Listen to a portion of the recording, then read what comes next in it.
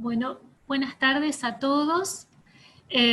Aquí desde la oficina de FUCA, nuevamente les damos la bienvenida a todos los que participan de esta serie de encuentros con los especialistas de FUCA. Hoy nuevamente nos acompañan, como ayer, para quienes también participaron ayer, nos acompaña la doctora María del Rosario Custidiano y también la doctora Laura Corín. Continuaremos con nuestras charlas sobre linfomas. Y bueno, para contarles, para quienes no nos conocen, que FUCA es una fundación que funciona en el Instituto Alexander Fleming, y esta campaña, precisamente estas charlas, son parte de una colaboración que realizamos con el Servicio de Oncohematología del Instituto Fleming. Así que, bueno, muchas gracias al Instituto, gracias a todos los médicos que forman parte de este servicio y que colaboran con FUCA. Y gracias también a ustedes por participar. Los invitamos a siempre mantener sus micrófonos apagados para que nos podamos escuchar correctamente, para que podamos escuchar a las médicas que nos van a hablar hoy sobre linfomas de bajo grado. Y a enviarnos por chat sus consultas, que entonces después de las charlas las vamos a responder a todas. Bueno, nuevamente bienvenidos, gracias por participar y los invitamos también a estar en contacto con FUCA para poder seguirnos y poder beneficiarse de todos estos eventos y de estas actividades que vamos realizando, y también a seguirnos en redes sociales y visitar nuestra página web, que es www.fuca.org.ar, y allí van a encontrar toda la información que les puede interesar sobre el cáncer y también sobre todos los programas de FUCA. Bueno, ahora los dejo con la doctora Laura Corín y les nuevamente gracias por participar y gracias a las doctoras. Bueno, hoy vamos a hablar de linfomas de bajo grado. No sé si alguno de los que está acá se conectó ayer, pero bueno, vamos a charlar un poco de algunas generalidades del linfoma, por si hay algunos que se conectaron que no hayan escuchado la charla ayer. Vamos a hablar de qué es el linfoma, si los linfomas se pueden curar, qué estudios diagnósticos son necesarios, si podemos hacer algo para ayudar a los tratamientos desde el punto de vista del paciente, y bueno, los cuidados que tenemos que tener en forma muy breve durante la pandemia. La siguiente. Vamos a arrancar por qué es el linfoma. Y el linfoma es un cáncer que se origina en las células llamadas linfocitos, que son parte de un subtipo de glóbulos blancos que tenemos en forma habitual circulando como parte de las células de la sangre. Estos linfocitos forman parte del sistema inmunitario del cuerpo y circulan por la red de vasos linfáticos, yendo de ganglio en ganglio, y también por otros órganos del sistema linfático, como es el vaso, el timo y la médula ósea. Normalmente estos linfocitos nos ayudan a combatir infecciones, por lo cual es frecuente que observemos que los ganglios se inflaman, por ejemplo, durante el transcurso de una faringitis o de alguna infección local. La siguiente.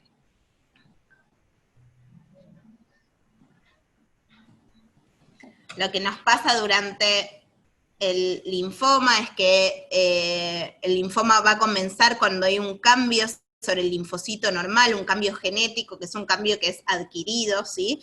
Y eso hace que las células del linfoma puedan crecer sin necesitar ningún estímulo. O sea, en vez de que crezcan, por ejemplo, para poder combatir contra infecciones virales y que por eso veamos los valores aumentados en el laboratorio que se ven durante las infecciones, estas células no necesitan estímulo y se dividen solas y generan aún más células del linfoma que se van a acumular formando masas que generalmente se acumulan en los distintos ganglios, y por eso vemos la manifestación habitual del linfoma, que es la inflamación de los ganglios, el agrandamiento del tamaño de los ganglios.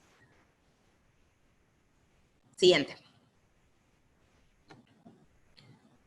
¿Cuáles son los síntomas más habituales? Los síntomas son el aumento del tamaño de los ganglios, que puede ser en forma visible, como vemos acá, que los ganglios se inflaman en las zonas, por ejemplo, más comunes del cuello, de las axilas o de la ingle, o también pueden aparecer ganglios en zonas que no son visibles, por ejemplo, en el espacio, en el mediastino, que es el espacio que tenemos entre los dos pulmones, o en el abdomen, que esos no se pueden palpar ni observar si no hacemos una imagen.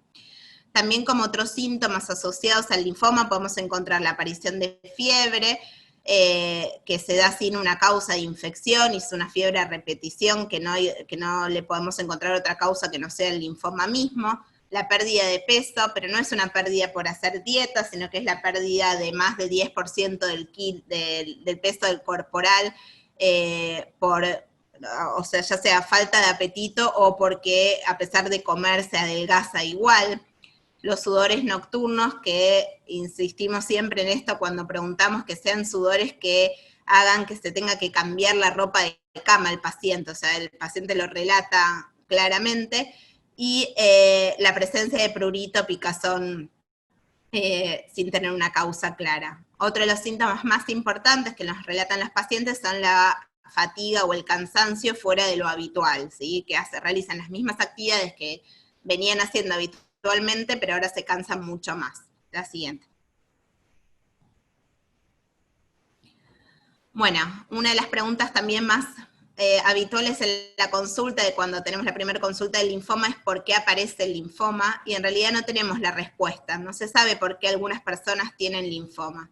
Sabemos que es más frecuente en edades mayores, pero algunos subtipos de linfoma también se dan en pacientes jóvenes, y en general también vemos que podemos tener linfoma independientemente de la edad.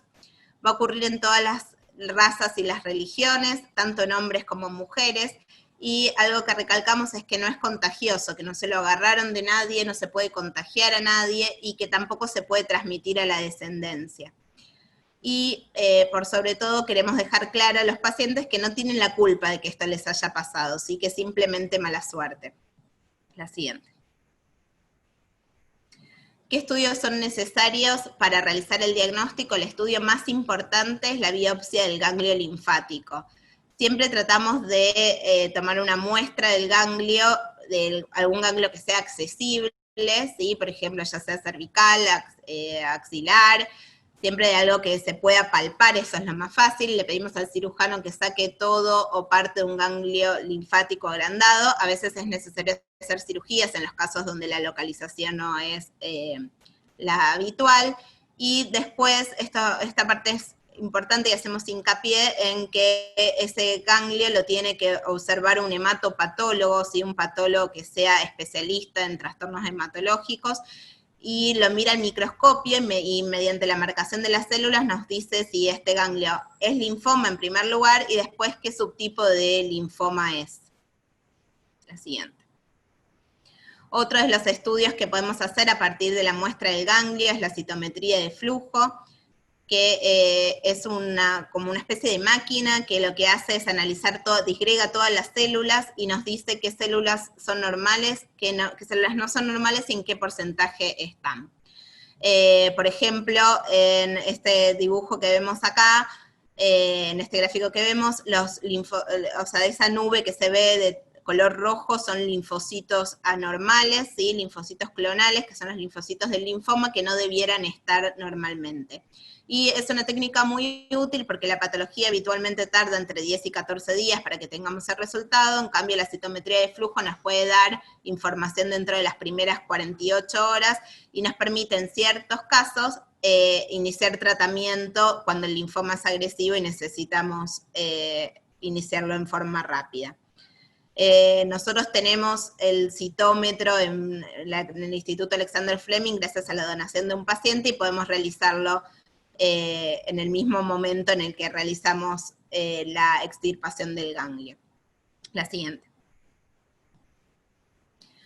Otros estudios que podemos realizar en el ganglio son estudios genéticos, que nos sirven tanto para establecer el subtipo del linfoma en algunos casos, porque se caracterizan por alteraciones genéticas específicas. Por ejemplo, el linfoma folicular del que va a hablar hoy Rosario se caracteriza por tener una traslocación entre dos cromosomas, el cromosoma 14 y el cromosoma 18, y eso nos permite aproximar el diagnóstico, detectar este tipo de alteraciones genéticas, y en algunos casos, ciertas alteraciones moleculares o genéticas nos permiten determinar el pronóstico que tienen los pacientes y poder adaptar el tratamiento de la mejor forma posible, con lo cual realizamos medicina de precisión. La siguiente. Otros estudios que son necesarios son análisis de laboratorio, ya que en ellos chequeamos los valores del hemograma, el hematocrito, los glóbulos blancos, las plaquetas, para ver si hay evidencia de compromiso por la enfermedad en sangre periférica, si hay valores que podamos corregir previamente al inicio del tratamiento. Y también podemos buscar signos de enfermedad, por ejemplo, ciertos linfomas cursan con esta enzima que se llama, nosotros le decimos LDH, pero se llama lactato deshidrogenasa, y en ciertos linfomas puede estar aumentada, asimismo como la proteína que es la beta-2 microglobulina, que se aumenta en algunos subtipos de linfoma, pero no significa siempre que esté aumentada que haya linfomas, ¿sí? Es un parámetro más que tenemos nosotros para guiarnos. También pedimos serologías de virus como HIV, hepatitis B, hepatitis C, que son virus que se pueden asociar a linfomas y que además tenemos que tener precaución en algunos casos para el tratamiento. Con respecto a la biopsia de la médula ósea, es un estudio que también hacemos de rutina.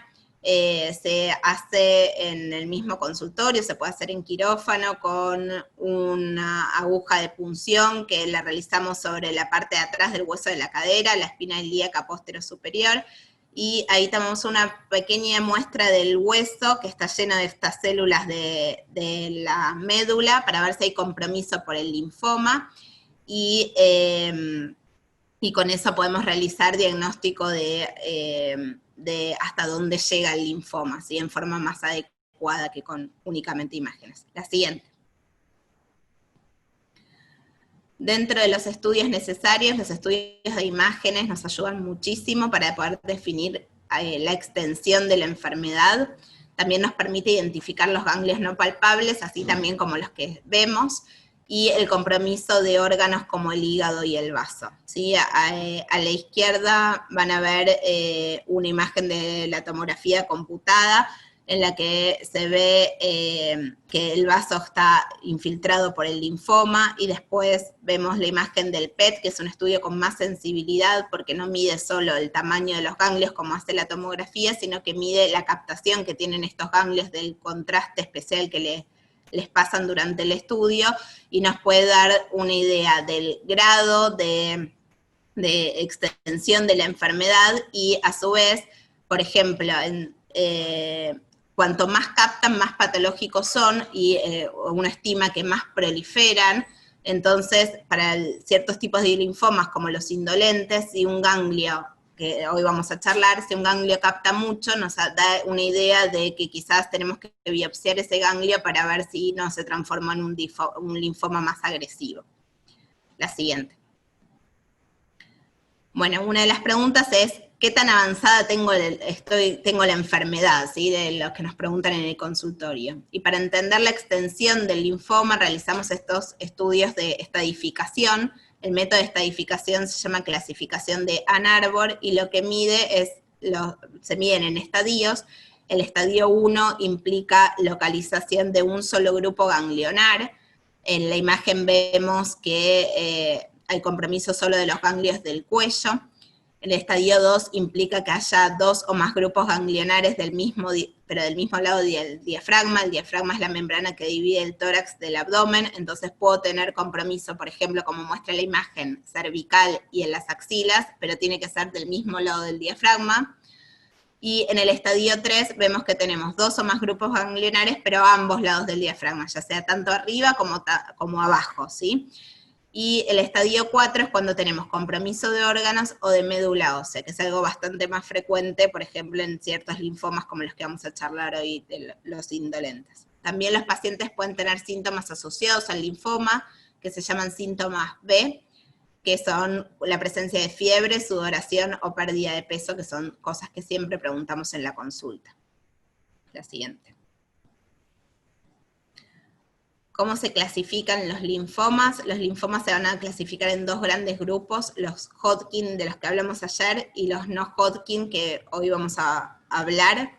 Y a su vez se pueden clasificar según la célula que le dio origen, el linfocito que se transformó en esa célula de linfomas, esa célula maligna, en linfomas B o linfomas T, según si dio origen un linfocito B o un linfocito T, y según el comportamiento clínico se pueden clasificar en alto grado, que son los que charlamos ayer más en profundidad, o linfomas de bajo grado, que son los que son indolentes, ¿sí? Que significa que crecen más lento, que habitualmente no dan tantos síntomas, entonces los pacientes se presentan en estadios más avanzados con el correr, porque cuando lo descubren ya el linfoma lleva bastante tiempo de crecimiento, y lo que sabemos es que este subtipo de linfomas tienden a volver con el tiempo, que lo que nosotros hacemos con el tratamiento es eliminarlos, pero sabemos que tarde o temprano este subtipo de linfomas va a tender a recurrir.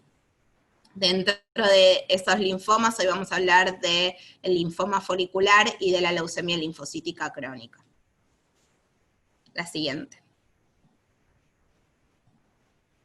Bueno, hacemos mucho hincapié, y eso lo repetimos, lo hablamos ayer también, en la importancia de saber el subtipo de linfoma, y charlamos dentro de los estudios diagnósticos que la biopsia vista por un hematopatólogo y tener todas las herramientas para poder realizar el diagnóstico en forma adecuada, como la citometría de flujo o el FISH, eran muy importantes, y para nosotros el subtipo es muy importante porque eso va a depender el tratamiento, ¿sí? También es muy importante poder charlar con el médico hematólogo, que el paciente entienda qué subtipo de linfoma tiene, y esta es una encuesta que muestra la Lymphoma Coalition, que dice que 1 de cada 4 pacientes no fue informado de su subtipo de linfoma al diagnóstico por su médico, y que 2 de cada 5 pacientes no entienden las características que implican su subtipo de linfoma. Esto es muy importante, que la comunicación médico-paciente, como para que quede claro qué subtipo de linfoma tienen y cuáles son las mejores opciones de tratamiento. La siguiente. Bueno, hablando un poco de las opciones de tratamiento, va a depender del subtipo de linfoma que encontremos y del estado clínico de cada paciente. Nosotros, el paciente puede tener un estado clínico deteriorado, ya sea por la presencia misma del linfoma o por tener comorbilidades, por ejemplo, problemas cardíacos, problemas renales. Este tipo de linfomas muchas veces aparecen con la edad, entonces tenemos pacientes que tienen ciertas comorbilidades, y por eso también es muy importante contar con un equipo multidisciplinario con el cual poder discutir cómo poder ayudar con estas comorbilidades que tienen los pacientes para que el tratamiento los afecte lo menos posible, y también considerar para qué va a estar apto, qué va a tolerar el paciente, ¿sí?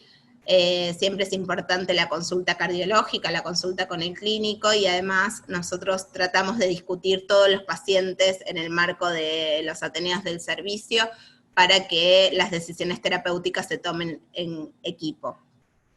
Dentro de los tratamientos tenemos opciones de quimioterapia, opciones de inmunoterapia, que ya vamos a ver, que son anticuerpos monoclonales que van dirigidos contra algunas banderitas, ¿sí? Algunos marcadores que tienen los subtipos de linfomas en particular. Parte del tratamiento son los corticoides, y en algunos casos podemos utilizar la radioterapia como un recurso, y en otros casos también podemos utilizar en ciertas ocasiones el trasplante de médula ósea, si es necesario. La siguiente. ¿Cómo evaluamos la respuesta? Bueno, para evaluar la respuesta hacemos bastantes de los estudios que hacemos al inicio, pero la biopsia no, por suerte para los pacientes.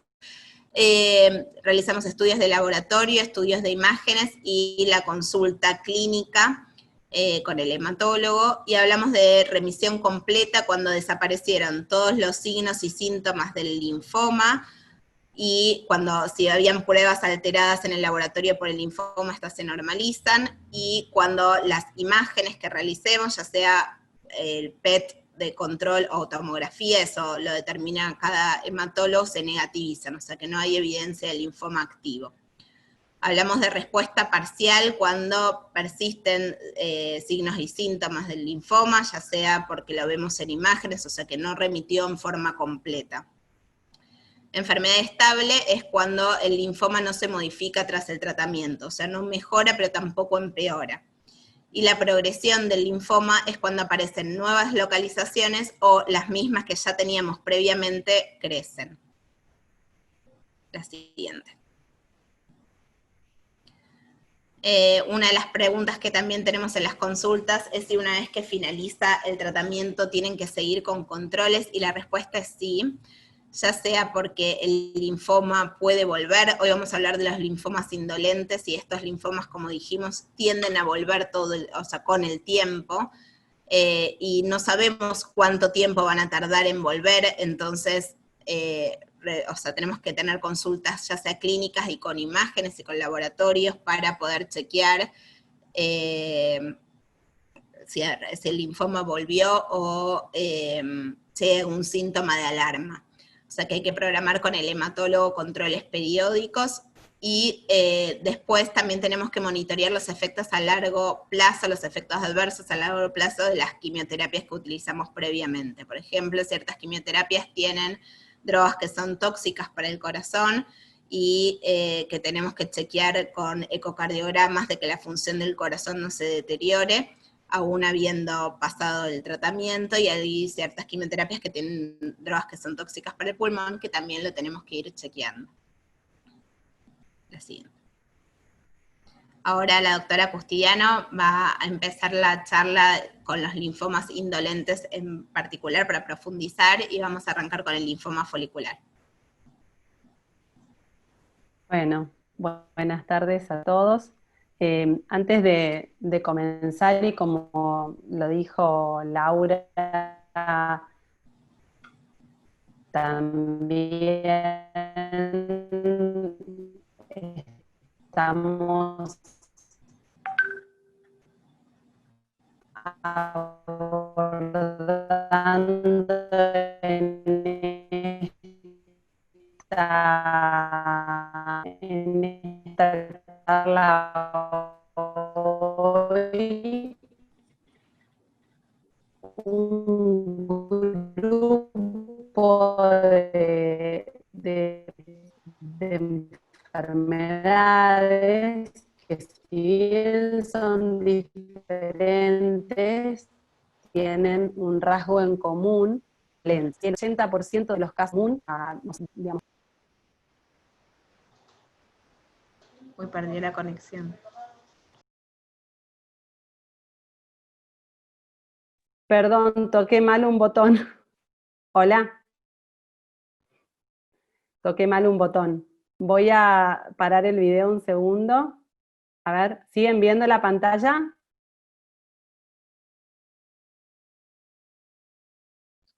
¿Pueden ver la pantalla? No se te ve solo a vos.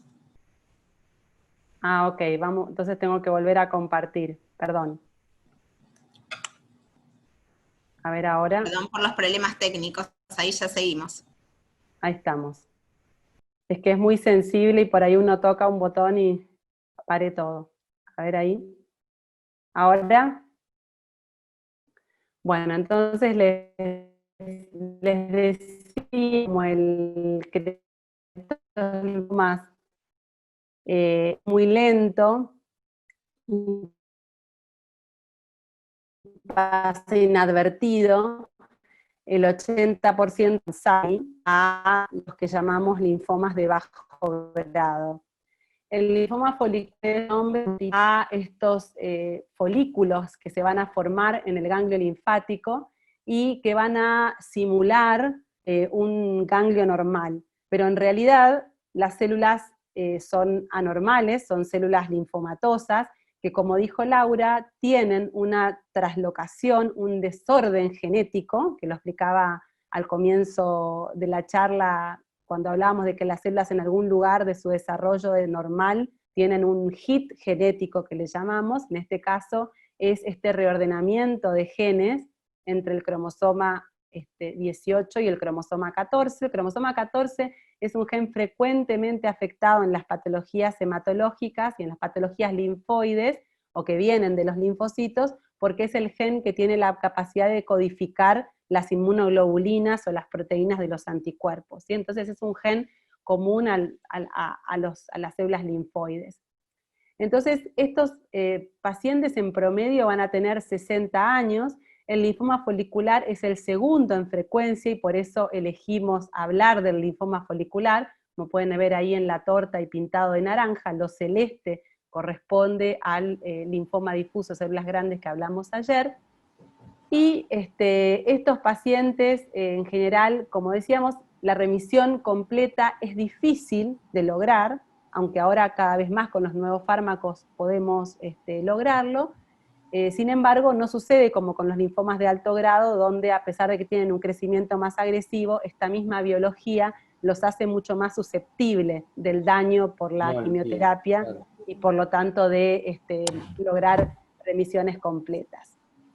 Bien, a medida entonces que estos pacientes con este tipo de linfoma suceden en los diferentes tratamientos, las recaídas pueden ser más frecuentes y los periodos de remisión ser más cortos. ¿Cómo calculamos entonces el pronóstico en el linfoma folicular?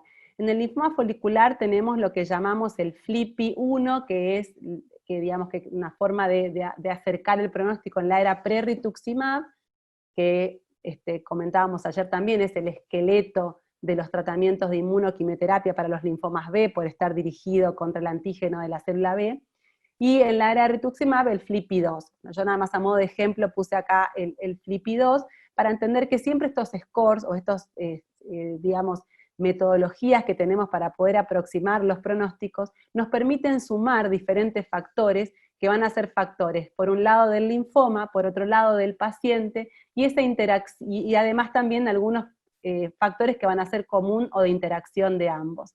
El estado funcional del paciente, o sea, su capacidad, su performance, status que le llamamos, está presente a lo largo de todas las clasificaciones o de todos los scores pronósticos, mostrándonos que cómo esté el paciente, cuánto lo haya afectado el linfoma hasta ese momento, o cuán afectado está el paciente por otras enfermedades, va a determinar su pronóstico, ¿sí? Así que bueno, así lo vamos a poder dividir en bajo, intermedio o alto. Entonces factores del linfoma, que son generalmente clínicos, y factores del paciente, y los podemos ver en cuanto a el laboratorio, la beta-2 microglobulina que comentaba Laura, o la LDH en el caso del FLIPI-1, el estadio avanzado en el caso del FLIPI-1, la afectación de médula ósea en bueno, es como que la carga tumoral siempre va a tener un impacto. Y poniendo un poco qué es lo que viene para todo lo que tiene que ver y por qué ponemos siempre lo que tiene que ver con la genética, porque en realidad, como conocemos que muchas veces estas traslocaciones no están solas, sino que además pueden haber alteraciones genéticas que se van sumando, o que se van adicionando, o que van dejando de estar en el caso de los genes supresores, ¿sí? En el caso de los linfomas y en el caso del cáncer, es muy importante que uno mantenga la indemnidad de los genes de supresión de tumor, que son genes que nos protegen, ¿sí? Estos genes cuando mutan dejan de funcionar. En el caso de los oncogenes o de los genes que activan mecanismos tumorales, cuando mutan provocan acción, funcionan de más, ¿sí? Y eso lo vamos viendo a lo largo de las diferentes patologías. En este caso, este score contempla incorporar factores pronósticos genéticos a los clínicos, y de esta manera permite diferenciar genético, por más que tenga los factores clínicos, tengo, digamos, una curva en cuanto a la capacidad de estar libre de enfermedad mucho mejor que cuando el factor adverso genético está presente.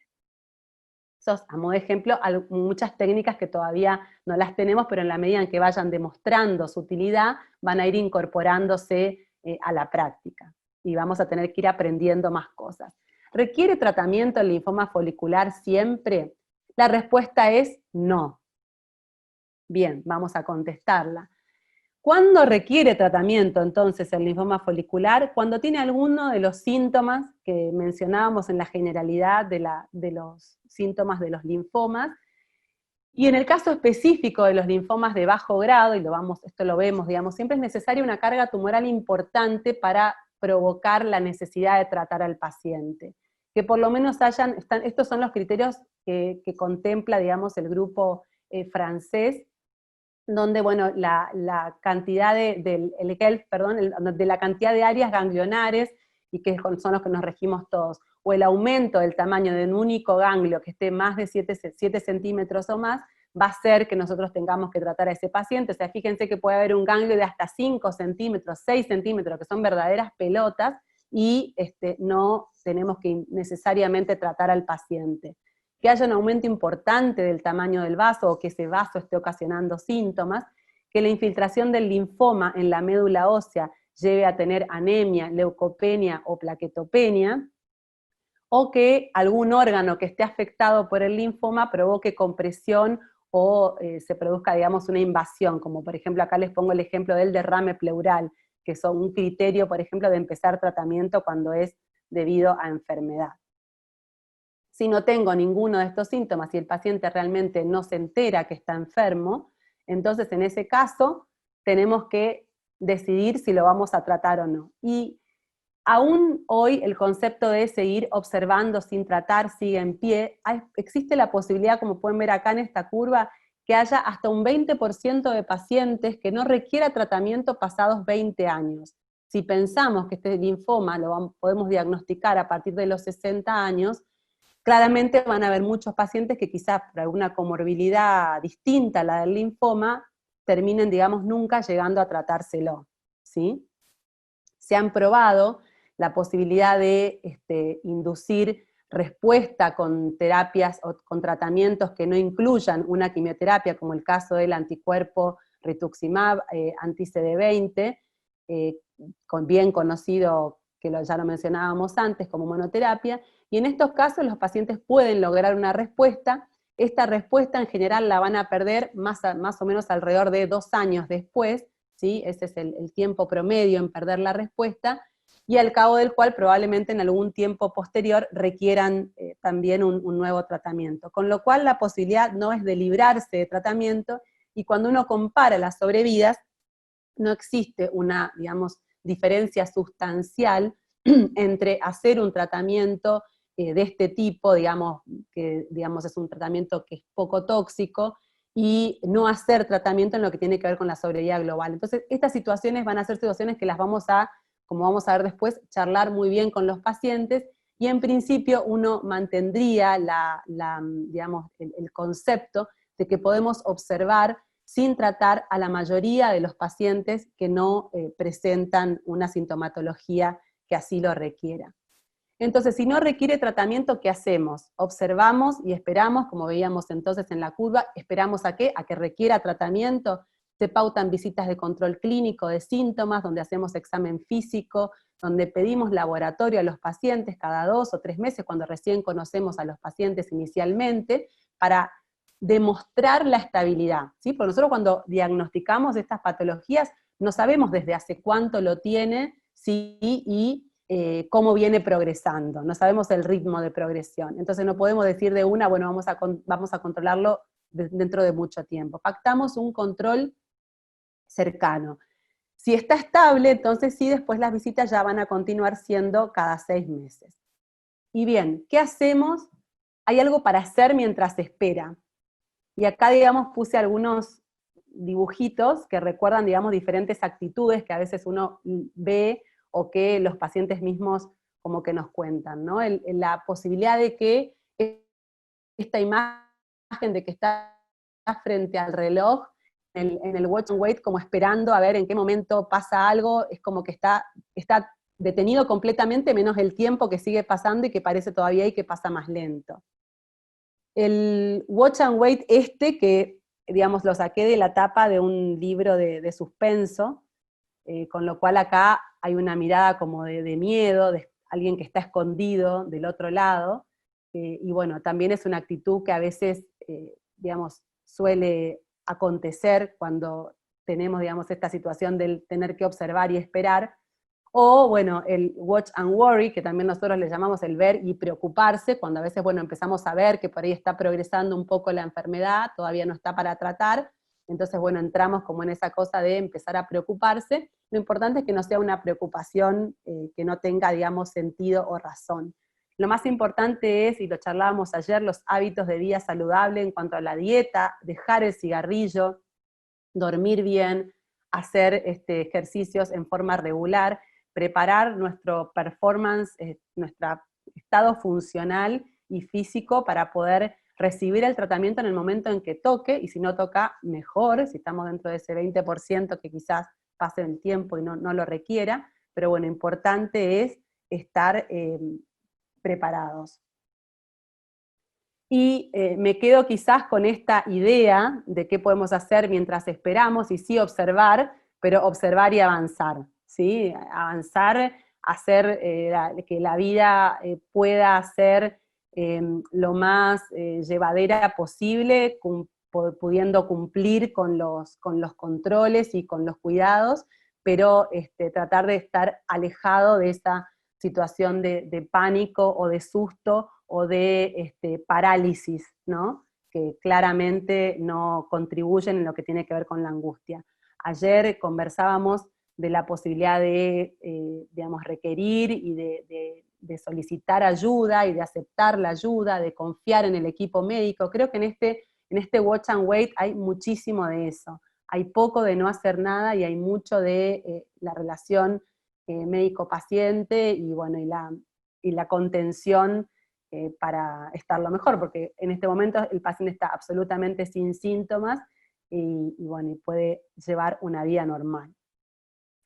Y bien, cuando llega el momento de tratar, entonces, ¿cuáles son las opciones de tratamiento? Y lo mencionábamos antes.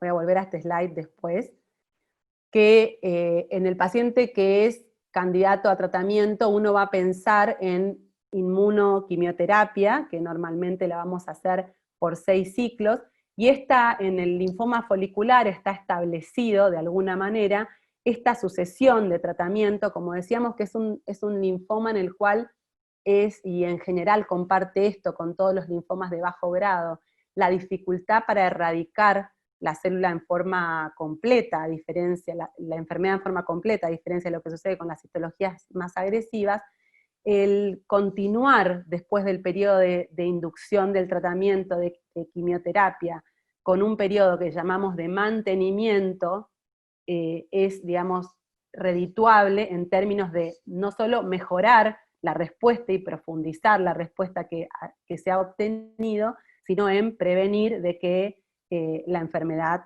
vuelva.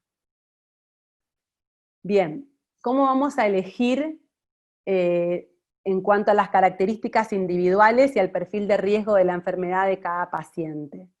Esta situación es dinámica a lo largo del tiempo, y pusimos una balanza, que es lo que estamos todo el tiempo haciendo en este tipo de charlas, y Laura en el slide cuando hablábamos de cómo elegimos el tratamiento ponía el equipo médico. Esto no es el ojo de solo uno de nosotros, sino, digamos, de todo el equipo que acompaña, que eso es muy importante, porque hay que valorar no solo la extensión y el riesgo del linfoma, como hablábamos en cuanto a los factores pronósticos, las enfermedades que también el paciente pueda tener. Recordemos que estamos en etapas más avanzadas de la vida, entonces quizás hayan ya algunas enfermedades que en los pacientes jóvenes por ahí no están presentes.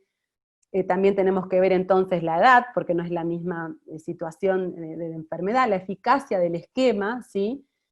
Si es un esquema que va a inducir más o menos respuesta, digamos, a disposición, según esto el riesgo que tengamos de la enfermedad, y la toxicidad también que provoca ese esquema. Y en cuanto a los factores, que todo eso es clínico, y los factores no clínicos tienen que ver, y acá se inclina mucho la balanza, a lo que tiene que ver con las perspectivas del paciente, en qué etapa de la vida está, su situación laboral, y acá creo que también sirve para conversar de esta posibilidad de cuando el paciente todavía no tiene una clara indicación, que a veces por ahí, bueno, o quiera demorarlo, quizás por ahí quiera adelantar, esto siempre se charla en la medida, digamos, de que esto sea posible. Y bueno, el apoyo familiar que va a tener, porque bueno, hay esquemas que por ahí requieren quizás más días de internación, o bueno, o digamos, un soporte diferente, y también, por supuesto, obviamente la repercusión que pueda llegar a tener. Y esta situación, como decíamos, es dinámica a lo largo de la enfermedad y crónica de ese paciente. Y quizás sea pasible y quizás entonces, si mejora esa situación del paciente a lo largo del tratamiento, porque va respondiendo, quizás sea pasible de poder hacer algún tratamiento un poquito más agresivo si fuera necesario.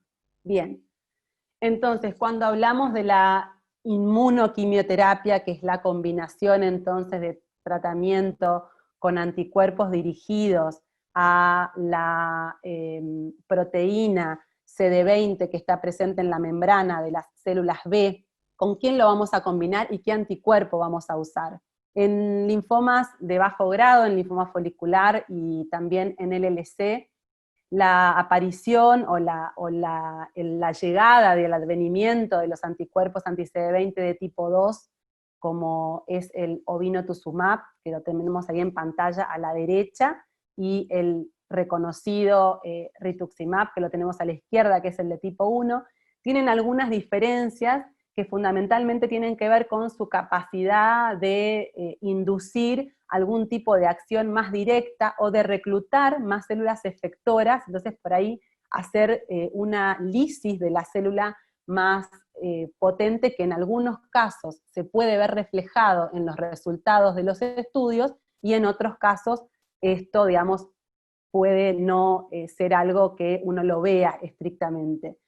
Entonces, yendo a esta situación de los linfomas del tipo de los linfomas foliculares, en las histologías de linfomas foliculares donde hay un compromiso tumoral importante, un estadio avanzado, y los pacientes son muy jóvenes, y uno quiere lograr un control de enfermedad más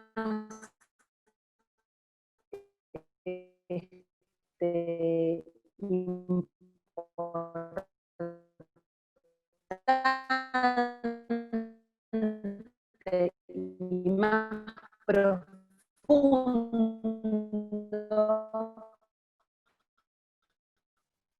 podemos inclinarnos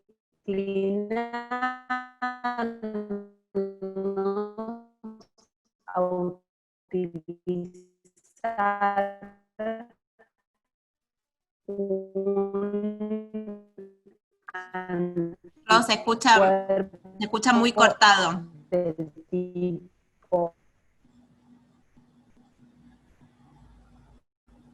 Bueno, voy a seguir hablando un poco de esto que estaba hablando Rosario.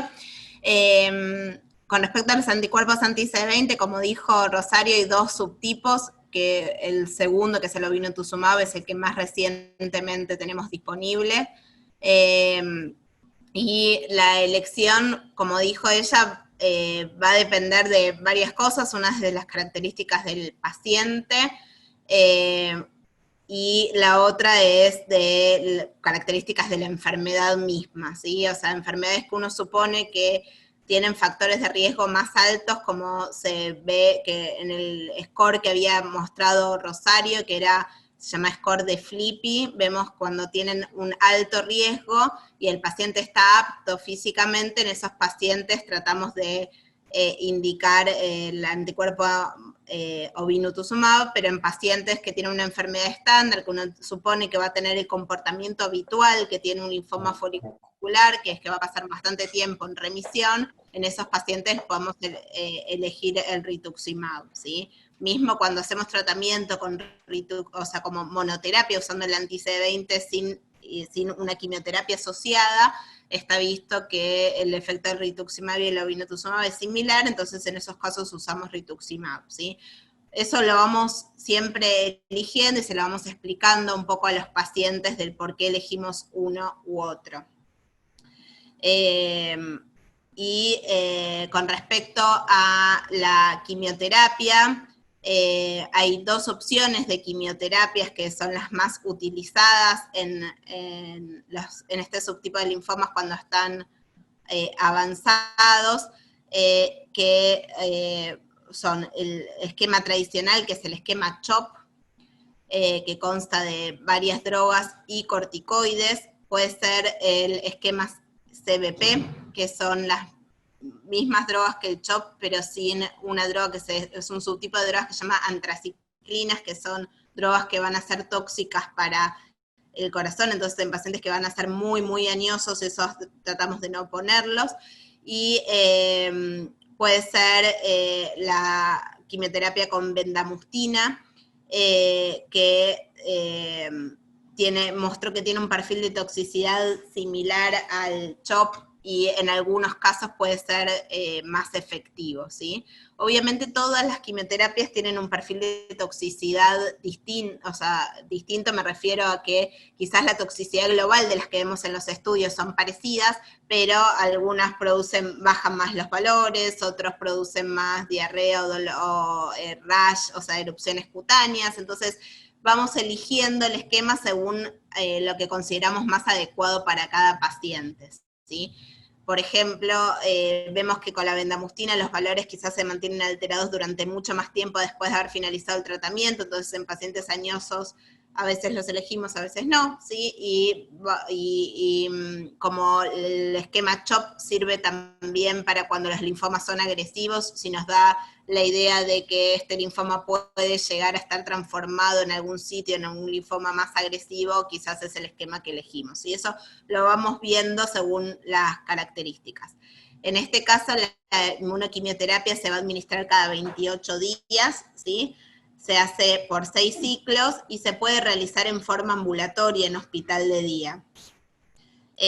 Otro esquema posible que todavía no está aprobado en Argentina, pero sin embargo lo vemos los resultados de los ensayos clínicos que son muy favorables, es un esquema libre de quimioterapia que se llama, que puede incluir un anticuerpo anti-CD20 como el rituximab, más la lenalidomida, que es un esquema inmunomodulador, es una droga inmunomoduladora, que lo que hace es alterar la inmunidad, permitiendo que las células propias del cuerpo, de células que colaboran con la inmunidad, puedan vencer al linfoma, ¿sí? Pero este esquema todavía no está aprobado en Argentina para usarlo en la primera línea, ¿sí? Pero lo que viene en el futuro es que tengamos opciones de tratamiento que sean lo que llamamos libres de quimioterapia, ¿sí? Terapias dirigidas, que nos ayuden a tratar a los pacientes sin los efectos adversos tan profundos de la quimioterapia. Siguiente. Bueno, acá estamos, a ver si se me escucha ahora. Ahí se escucha bien. Sí, bueno.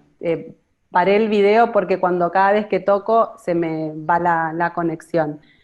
En cuanto a, bueno, como nombraba Laura recién, y los esquemas entonces de tratamiento van a variar si estamos frente, ya hablamos, digamos, de los pacientes que tienen una enfermedad un poco más agresiva y cómo modulamos el tratamiento,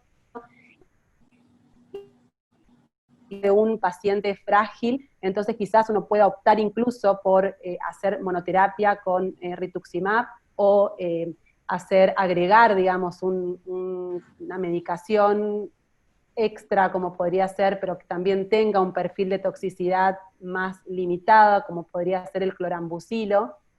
Habló ya Laura de la posibilidad de la lenalidomida, o incluso combinarlo con radioterapia de manera de hacer foco en en lo que esté de alguna manera provocando la mayor disrupción clínica en el paciente, el tumor más grande, o bueno, si hay un ganglio muy grande, por ahí quizás hacerlo con radioterapia, ayudados del tratamiento sistémico con rituximab, y esto tener una toxicidad obviamente mucho, mucho menor. Incluso también la posibilidad de que, obviamente, poder tener que hacer terapia paliativa, ¿sí? Cuando discutíamos con Laura, cuando teníamos, digamos, que hablar de la curación del linfoma folicular, del potencial de cura que tiene este linfoma, están las dos respuestas, están el sí y el no. ¿Por qué el sí? Porque cuando ocurre un estadio localizado, que esto, digamos, como hablamos al principio, va a suceder en el 20 a un 30% de los casos, los pacientes pueden ser pasibles de radioterapia, una moderada, y con esto lograr un control a largo plazo y quizás la cura. Hay un 50% de pacientes con linfoma folicular localizado que van a estar libres de recaída 15 años después de haber hecho el tratamiento de radioterapia, así que sí es un buen control. Bueno, lo malo es que, como decíamos, la mayoría de los pacientes van a estar ya en un estadio avanzado, y entonces la dificultad para erradicar la enfermedad y la tendencia a volver va a ser que estos linfomas, aunque logren tasas de respuesta que con los nuevos tratamientos pueden ser respuestas más profundas, van a recaer en el tiempo, por lo que son realmente un desafío en los estudios de investigación. Cuando hablamos de la duración de la respuesta, me pareció, digamos, muy gráfica esta curva, que es de uno de los estudios que compara rituximab bendamustine con rituximab chop en cuanto a la posibilidad de recaer, y ustedes pueden ver que es como una escalera, ¿sí? Como una escalera de peldaños, que aunque su pendiente no es una pendiente pronunciada, porque esto, digamos, son tiempo en meses, y tenemos 150 meses, 200 meses acá en la punta, o sea que tenemos años y años para que la posibilidad de que vuelva, no deja de bajar, ¿sí? O sea que esto nos confirma de que el linfoma de alguna manera tiende a volver. ¿Qué pasa si el linfoma vuelve o si el linfoma no responde a ese tratamiento inicial? Bueno, en ese caso tenemos que, y siempre lo recomendamos, y lo dijimos también en la reunión ayer cuando conversábamos, es necesario hacer una nueva biopsia y evaluar, ¿sí? Evaluar esa biopsia, evaluar ese tratamiento, evaluar lo que conseguimos y un cambio de esquema, entonces vamos a tener que hacer. Depende del tiempo que haya pasado desde que la enfermedad fue tratada por primera vez, va a ser la posibilidad de volver a intentar con inmunoquimioterapia y poder provocar la posibilidad de lograr una respuesta muy duradera, aunque tengamos que hacer tratamiento más agresivo, y acá, bueno, lo que vamos a hacer es alternar el esquema de tratamiento, o si el linfoma vuelve antes de los 2 años, o ese linfoma se transforma a una histología agresiva, entonces tendremos que preguntarnos si ese paciente es o no candidato por su estado funcional a un tratamiento más intensivo de trasplante de inducción con una quimioterapia de rescate, que va a ser otra vez una inmunoquimioterapia, y posteriormente consolidar con un trasplante autólogo de médula ósea. Entonces, ayer mencionábamos también con el linfoma, con la recaída del linfoma difuso de células grandes, en qué consiste el trasplante autólogo. ¿Sí? El trasplante autólogo entonces es un procedimiento por el cual lo que vamos a hacer es, una vez que tengamos al paciente, que el paciente haya obtenido con este esquema de rescate una respuesta al tratamiento, vamos a proceder a recolectar células madre de su sangre periférica pre-movilización, que puede ser la misma quimioterapia o un esquema específico que vamos a hacer para tratar de despegar a las células madre de la médula ósea y llevarlas a la sangre periférica. Entonces, en ese momento vamos a hacer unos controles especiales en el laboratorio. Acá interviene otra vez la citometría de flujo, que nos va a permitir identificar a esas células madre presente en la sangre periférica, ¿sí?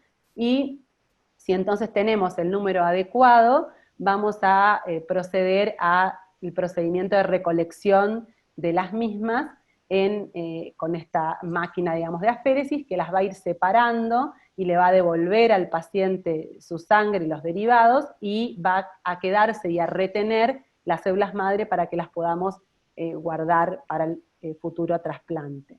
Posteriormente, el paciente va a ser sometido a un esquema, que acá se puede ver la bolsita de quimioterapia, es una quimioterapia bastante más fuerte mucho más fuerte que la quimioterapia que recibe como tratamiento de rescate habitual o la que recibe en el tratamiento de inducción, porque es un tratamiento que está pensado para eliminar a fondo las células, para limpiar la médula ósea y que vuelva a formarse nuevas células, un nuevo microambiente para futuro. ¿Sí? Esto lo vamos a lograr a partir de que el paciente va a volver a recibir, después de descansar un día, va a volver a recibir nuevamente las células madre que estaban guardadas, y entonces así vamos a guardar su recuperación. Todo esto va a ser durante una internación, donde, bueno, se va a guardar la recuperación, el paciente va a recibir todo el soporte para ayudar a que las células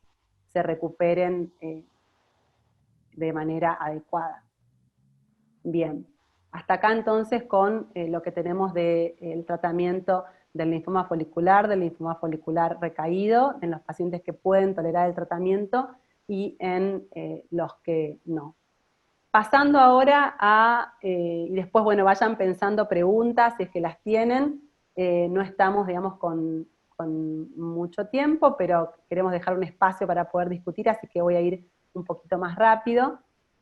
Vamos a pasar a la leucemia linfocítica crónica, que está de alguna manera englobada dentro de los linfomas, a pesar de que su nombre, por nombre, es una leucemia, y esto se debe a que la célula que se produce, digamos, que es una célula de un linfocito que afecta tanto dentro del ganglio linfático como en la médula ósea, y también puede estar en el vaso y otro sistema linfático, va a ir a la sangre periférica, va a tener como característica estar en sangre periférica, o sea, va a leucemizar, de ahí el nombre. Muchos de estas enfermedades, de estos linfomas de bajo grado, tienen esa característica leucémica, lo dijo antes Laura, con lo cual el hecho de que los linfocitos estén en sangre periférica no significa que sea una leucemia linfocítica crónica. Esto también puede corresponder a otro linfoma de bajo grado que de alguna manera se leucemizó, ¿no? Siempre hablando de linfocitos maduros, ¿no? De linfocitos de leucemia aguda, que son los linfoblastos y que no son linfocitos. Entonces, cuando nosotros reconocemos células linfocíticas maduras en la sangre periférica más de 5.000, vamos a sospechar que ese paciente probablemente tenga una LLC, porque es la más común de todas este tipo de leucemias y de estas leucemias crónicas.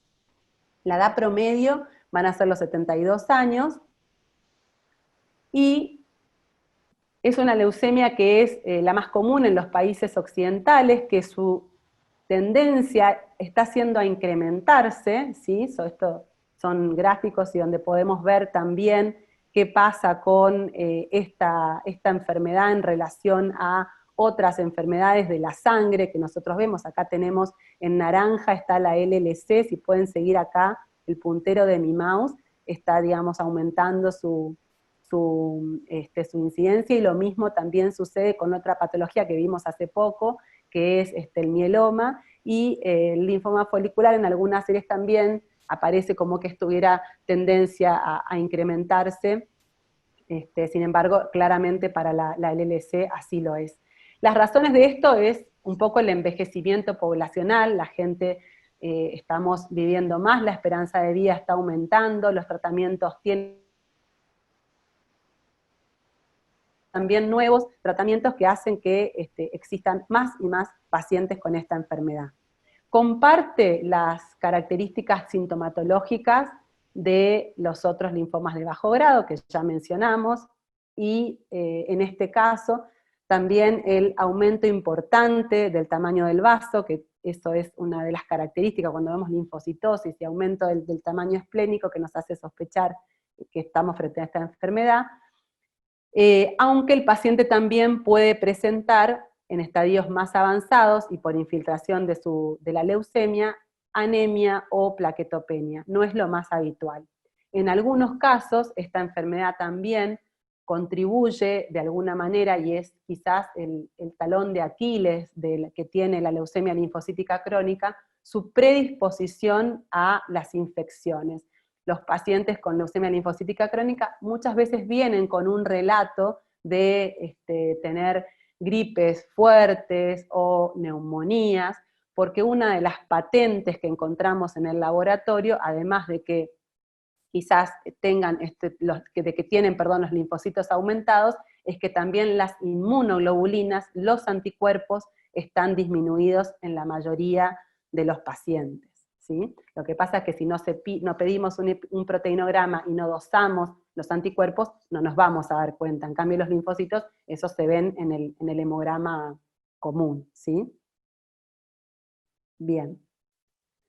Entonces, ¿existe alguna causa? ¿Cómo se origina? Bueno, no hay, al igual que mencionábamos con los otros linfomas, un factor predisponente específico, no es hereditaria, aunque los familiares directos de un paciente con leucemia linfocítica crónica tienen más chance de padecerla que el resto de la población, pero digamos, no es de por sí, digamos, hereditaria, esto es la predisposición. Y sabemos que hay cromosomas que pueden estar afectados, alterados en los pacientes con LLC, de los cuales, acá dice 3, pero son 4, la lesión del 13, del brazo del 13Q, del cromosoma del 13Q es la más comúnmente afectada, también la lesión del 11, también la lesión del 17 menos, digamos, son alteraciones mucho menos frecuentes que le confieren, digamos, un pronóstico más adverso a la enfermedad, lo mismo que, y también otra alteración que podemos encontrar es la trisomía, o sea, que tenga un bracito de más, el cromosoma 12. Son bastante patentes estas alteraciones, vamos ahora a ahondar en esto, porque como decíamos que, bueno, que es una enfermedad que es linfoma, pero es leucemia, lo que tenemos es una enfermedad multicompartimental. Tenemos enfermedad en el ganglio, tenemos enfermedad en la médula ósea y tenemos enfermedad en la sangre periférica. Y un linfocito B que está, digamos, enfermo, que está recirculando, ¿sí? Entonces, en este modelo de enfermedad multicompartimental, muchas veces tenemos que estudiar, y vamos a tratar de estudiar la mayoría de las cosas en la sangre periférica, porque ahí está, digamos, expresándose la enfermedad, pero a veces tenemos también que recurrir en ocasiones especiales al ganglio linfático o a la médula ósea para hacer estudios más a fondo. Entonces, si un paciente tiene linfocitos altos, más de 3 meses, sospechamos el LC y hacemos pruebas específicas, vamos a intentar confirmar o descartar que se trata de una LC. ¿Y cómo lo vamos a hacer? Otra vez, nuestra buena amiga, la citometría de flujo. Esta prueba es muy importante y es una prueba diagnóstica en el LC, ¿sí? Acá, como escasísimas situaciones, no necesitamos prácticamente al patólogo, porque esta enfermedad se puede hacer diagnóstico, si la citometría es característica, por la citometría de flujo. Se emplea entonces esta máquina que analiza las sustancias que están sobre las células, vamos a identificar estos marcadores, que como veíamos hoy, nos vamos a marcar entonces, acá en color rojo estamos viendo los marcadores que son los linfocitos, el grupo de linfocitos clonales, ya los mostramos hoy. Entonces, proseguimos con los análisis de laboratorio, donde vamos a intentar ya ahora en forma dirigida buscar los marcadores de enfermedad, de extensión, de carga tumoral, como la LDH, la beta-2 microglobulina, vamos a hacer las serologías de los virus. Vamos a hacer una médula ósea en el caso de que lo requiramos, porque tengamos al paciente que tenga anemia o que tenga plaquetopenia, digamos. No nos queda claro saber si esto es por infección o si esto pudiera ser por un fenómeno inmunológico, que también puede despertarse con la leucemia linfocítica crónica. Entonces, en esos casos, vamos a requerir la biopsia de médula ósea. Realmente nosotros es un estudio que preferimos hacerlo cuando estamos por empezar a tratar al paciente, sobre todo para poder estar, digamos, un poco con la información a fondo de si el paciente tiene o no la anemia o la plaquetopenia a raíz de la infiltración de la médula, porque es una causa de que yo inicie el tratamiento. Entonces, un poco lo voy a demostrar con la médula ósea. Y los estudios que son genéticos, acá quedó la foto, perdón, quedó la foto del FISH, pero ahora les voy a explicar. En la LLC, entonces, estas alteraciones genéticas que comentábamos de los cromosomas, las vamos a estudiar también por técnica de FISH. esta técnica es muy valiosa, pero la desventaja que tiene es que yo tengo que conocer lo que quiero para buscarlo. En un estudio citogenético de los que se llaman de cariotipo convencional, ¿sí?, que son estudios mucho menos costosos y que me permiten mapear de alguna manera todos los cromosomas, es muy difícil que pueda relevarme información genética importante en la leucemia linfocítica crónica, porque estas células muchas veces no desarrollan las metafases en el cultivo, no se comportan, no se dividen. Entonces estos estudios citogenéticos convencionales requieren la división de las células para que se puedan llevar a cabo. Entonces, gracias al FISH y a esta técnica de FISH que mencionaba Laura hoy, podemos, sabiendo qué cromosomas estamos buscando, dirigirnos y encontrar esas alteraciones, las del 11, las del 13, las del 17 y las del 12, que nos van a poner el mapa pronóstico de la enfermedad. Es un modelo que se describió allá por los años 2000 y que puso de alguna manera de relevancia la importancia de tener la separación en grupos o en subgrupos de riesgo de acuerdo a la presencia de estas anomalías.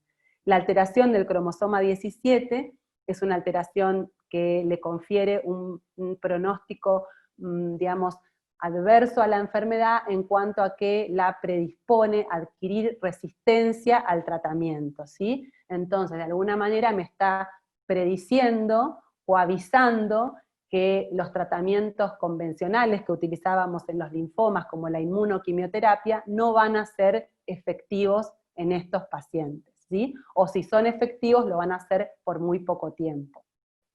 Entonces nos ayudan a decidir. También es importante establecer el subtipo, el estatus de mutación del gen de IGHB, del gen de inmunoglobulina. Este estudio se hace por una técnica molecular y me va a permitir confirmar si esta LLC es del tipo mutada o no mutada, que ahora les voy a explicar qué significa. Entonces, todos estos estudios requieren expertise para su realización, tenemos que saber lo que buscamos para encontrarlo y luego interpretarlos. Seguimos con los estudios de imágenes, y quizás en esta enfermedad es una de las que no necesitamos, porque la estadificación de Ann Arbor, que mencionó Laura antes con los linfomas, no corre en la LLC, y solamente el examen físico nos sirve para poder establecer cuál es el estadio del paciente, según la cantidad de áreas ganglionares, que son todas palpables al examen físico, no las profundas, y si tiene vaso o no tiene vaso, si el laboratorio muestra anemia o muestra plaquetopenia, voy a poder establecer los estadios de Ray o de Binet. Sin embargo, en algunos casos, y cuando vemos pacientes que tienen formaciones muy importantes tumorales, de ganglios muy grandes, o cuando un grupo ganglionar crece en forma, digamos, anormal, abrupta, como pongo ahí en el slide, entonces en ese caso necesitamos poder confirmar con un estudio de imágenes si existe o no la posibilidad de que requiera hacer algún tipo de biopsia dirigida de un ganglio. Para esto me ayudan el método, como mencionaba Laura, el PET scan o el PET tomografía, PET-TC, nos ayuda porque podemos ver cómo los ganglios toman con avidez la sustancia, si es una sustancia radioactiva que se inyecta, que es una sustancia, es un radioactivo que se pega a la glucosa. La glucosa, como ustedes saben, la glucosa, el azúcar, es algo que las células necesitan para su metabolismo, para su división, para su funcionamiento. Las tasas de absorción metabólica de la glucosa son bajitas, porque decíamos que un poco tiene que ver, tiene lógica de pensarlo, porque estas células se dividen lentamente, trabajan como despacio, entonces estos valores metabólicos suelen ser bajos. Pero cuando estamos frente a la posibilidad de que se haya transformado este linfoma, como pudiera ser en el caso de un linfoma folicular, que pienso que se transformó, que hablábamos antes, o esta LLC, que también se puede haber transformado en algo más agresivo, el estudio del PET me va a poder mostrar si hay algún grupo ganglionar que esté captando la glucosa en forma muy ávida, y entonces yo decir, bueno, tengo que ir a biopsiar este lugar porque esta captación es anormal para la LLC. ¿sí? Por eso a veces podemos pedirle y no se lo pedimos a todos los pacientes, ¿sí? Bien, dicho esto, entonces, existen diferentes tipos del LLC, y bueno, si hablamos tanto de la genética, hicimos tanto hincapié, se ha descubierto que hay dos tipos diferentes, o que parecerían existir dos tipos diferentes del LLC. Un tipo del LLC que se desarrolla con mucha lentitud, y que puede que tome mucho tiempo antes de requerir un tratamiento. Y otro tipo de leucemia linfocítica crónica que se desarrolla más rápidamente. Adquiere errores genéticos extra, ¿sí? Y esto la hace resistente al tratamiento, o que, digamos, recaiga después del tratamiento. En su apariencia son iguales, ¿sí? Al microscopio son iguales. Por lo tanto, las pruebas genéticas son indispensables hoy en día para poder indicarnos la diferencia y definir si se trata de un tipo mutado o de un tipo no mutado. Cuando son del tipo mutado, esta leucemia crece más lentamente. Y entonces, ¿cómo vamos a calcular el pronóstico? Hablamos de que habían alteraciones pronósticas, entonces, como la de lesión del cromosoma 17, que le confería un pronóstico adverso, o este estado de mutación de las inmunoglobulinas, que también, si es una inmunoglobulina no mutada, también le va a conferir un pronóstico más adverso. Si el estadio de Ray o de Binet, que son la forma en la cual clasificamos a la extensión de la enfermedad, estamos en un estadio avanzado, 3 o 4 son los máximos, o B y C, es hasta C que hay, que ya son pacientes que tienen compromiso de anemia o de plaquetopenia en su estatus clínico, o si los parámetros de laboratorio están altos, como veíamos antes también lo mismo en el linfoma folicular, o la edad, van a sumarnos en el score y vamos a pasar de un grupo de bajo riesgo a un grupo de intermedio, alto o ultra alto riesgo cuando tengo todas las características. De todas maneras, aunque yo tenga, digamos, un paciente que tiene características de mal riesgo, o sea, de riesgo adverso, no siempre requiere tratamiento, porque de vuelta, el tratamiento va a estar guiado y va a estar liderada esa decisión por la sintomatología de la enfermedad. Entonces, ¿cuándo requiere tratamiento la enfermedad? Cuando presente los síntomas, al igual que en el caso del linfoma folicular, solo que acá es un poco más grande, tiene que ser la tumoración. En el linfoma folicular eran 7 centímetros, acá hablamos de 10 centímetros, la esplenomegalia tiene que ser masiva, tiene que haber anemia o plaquetopenia por infiltración. Y un indicador que nos puede avisar de que la enfermedad se está activando es que se dupliquen los linfocitos en menos de un año, ¿sí? En ese caso, cuando uno tiene esa situación, bueno, sospecha que puede estar frente a un aumento de actividad. Entonces, esto si no tengo nada de esto, claramente no tengo que tratar al paciente. De vuelta hay algo para hacer, sí, ya lo dijimos, dormir bien, comer bien, hacer gimnasia, dejar de fumar, dejar los malos hábitos, el alcohol, prepararnos y estar en observación y en avance, ¿sí? Entonces, pautamos las visitas clínicas de vuelta. Conocer las características genéticas de la enfermedad me ayuda a decidir y a discriminar el tiempo de monitoreo también. Si el paciente tiene una leucemia del tipo más indolente, bueno, quizás uno también pueda estar un poco más tranquilo. Y una vez que logramos entender que está estable, vamos a controlarlo cada 6 meses. Y bueno, y las opciones de tratamiento, y elegí como estos colores, porque la verdad es que hasta los 90 las opciones eran bastante grises, ¿sí? No tenía diferencia, o no lográbamos hacer grandes marcas en cuanto a poder despegar en términos de mejorar la sobrevida de los pacientes. Sin embargo, a partir del año 2000, cuando arribó de la mano de los anticuerpos anti-CD20, del rituximab, comenzamos a establecer la combinación con la quimioterapia, en este caso la fludarabina, que fue la que en los años 90 demostró ser la más, junto con ciclofosfamida, la más efectiva para el tratamiento de la enfermedad, logrando este tratamiento por primera vez cambiar la historia de sobrevida en estos pacientes. Y desde el año 2010 en adelante el color ya es un poquito más colorido todavía, porque entramos a lo que llamamos la era de las terapias dirigidas, con la suma de anticuerpos monoclonales, ya los del tipo 2, como el obinutuzumab, los inhibidores de BTK, que es donde tenemos ibrutinib, acalabrutinib, los inhibidores de BCL2, como el venetoclax, y bueno, y más, y por venir quizás para nosotros todavía estamos lejos, pero bueno, la posibilidad de las CAR T-cells como otra forma de inmunoterapia. ¿Cuáles son entonces las opciones de tratamiento? Otra vez, como nos pasaba frente al linfoma folicular, tenemos varias opciones, ¿sí? Entonces, otra vez es importante, y lo vamos a conversar, cómo decidimos.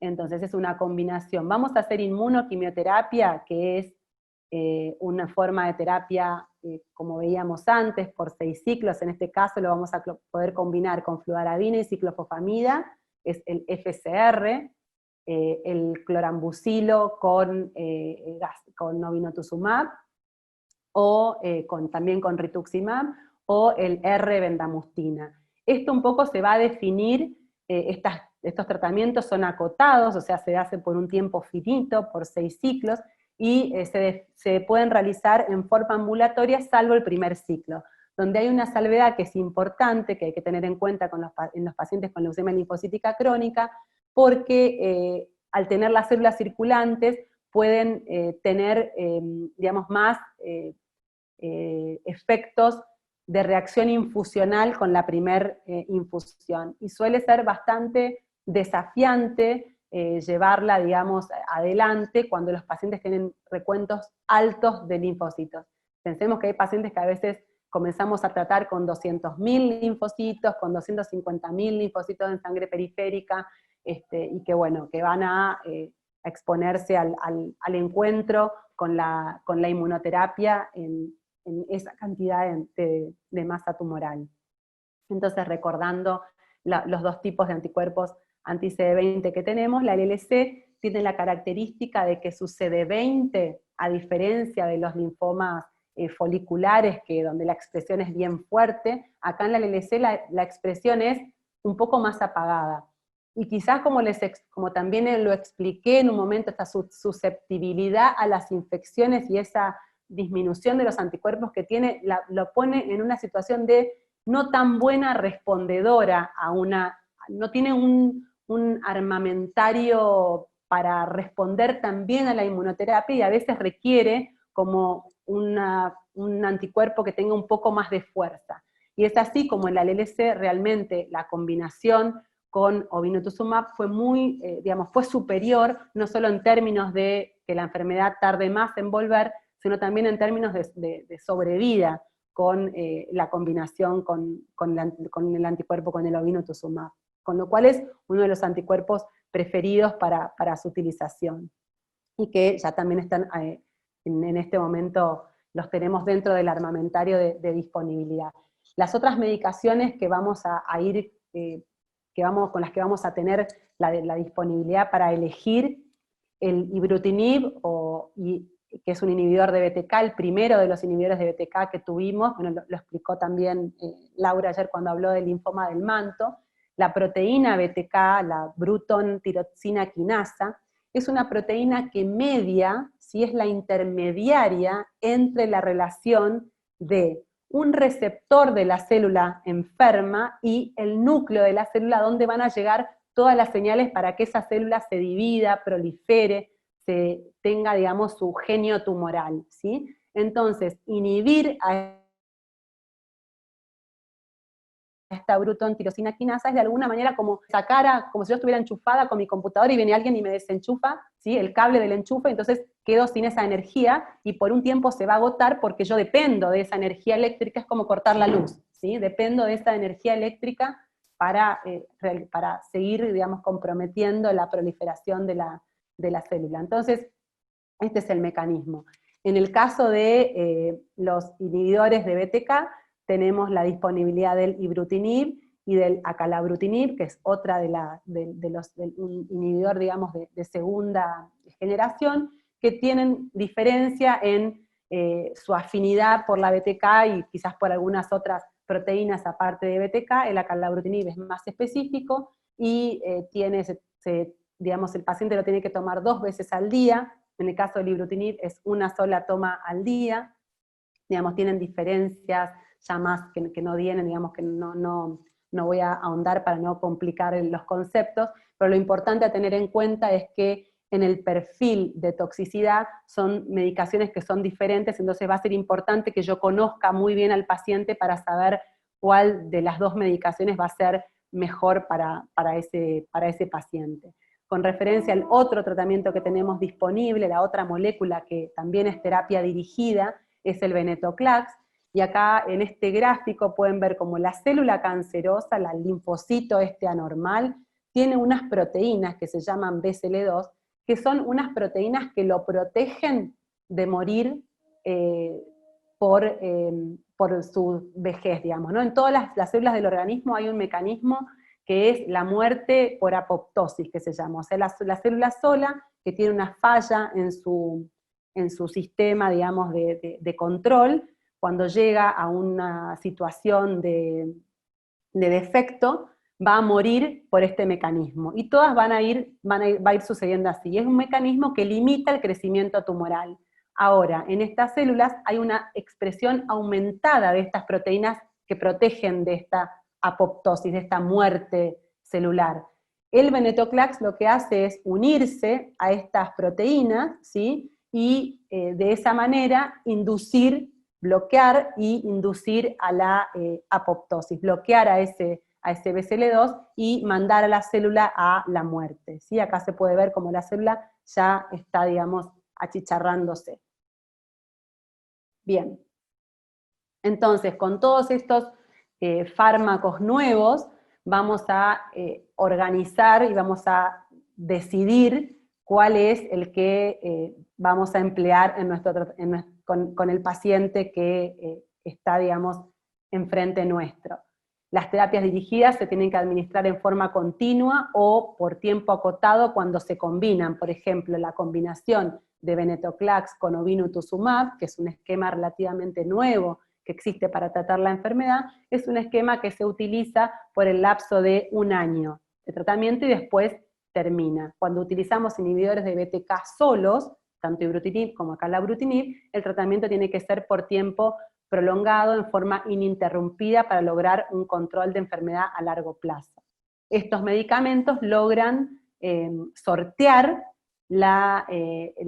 digamos, el mal pronóstico que tienen, tanto el estado mutacional no mutado, como la de lesión del 17. De esta manera son buenas opciones los inhibidores de BTK para cualquiera de estas situaciones, no así la inmunoquimioterapia.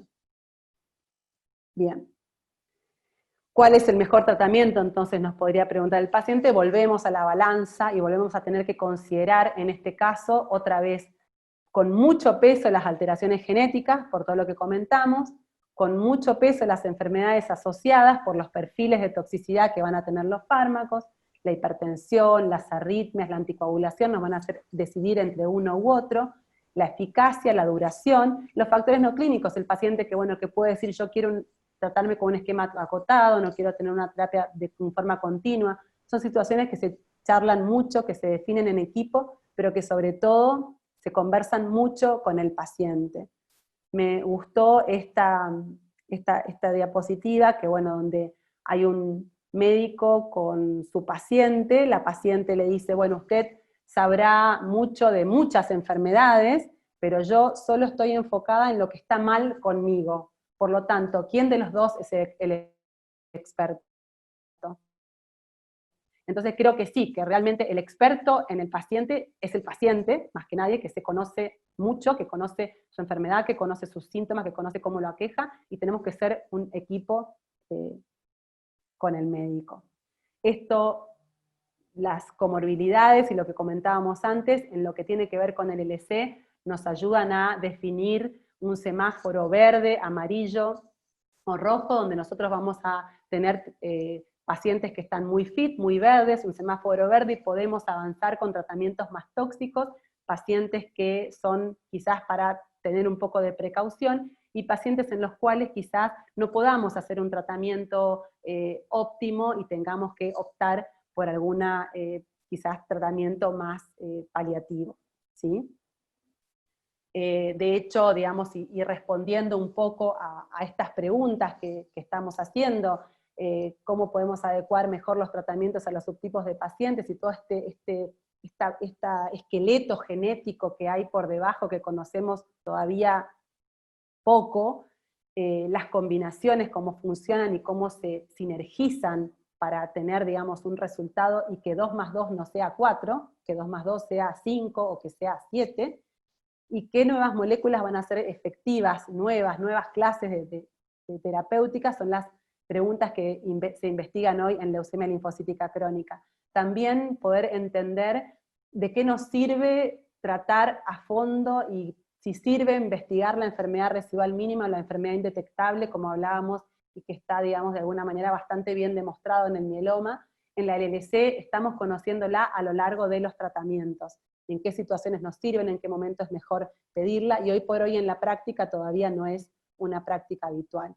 Volviendo al tema de los ensayos clínicos, hay ensayos clínicos de pacientes con LLC, para pacientes con LLC en el país, afortunadamente, y bueno, y creo que es importante poder, digamos, confiar en los médicos y que nosotros como médicos podamos ejercer también nuestras redes, nuestras referencias, digamos, al albergar todas estas posibilidades dentro de los grupos, en la Sociedad Argentina de Hematología, que trabajamos bueno, en la subcomisión del linfoma, en la subcomisión del LC, todos estos grupos de trabajo están de alguna manera conformados para no solamente tener, digamos, la posibilidad de conocer más de la enfermedad, sino también poder tener y disponer de opciones de poder disponer de opciones de investigación, o sea, redes para poder hacer investigación.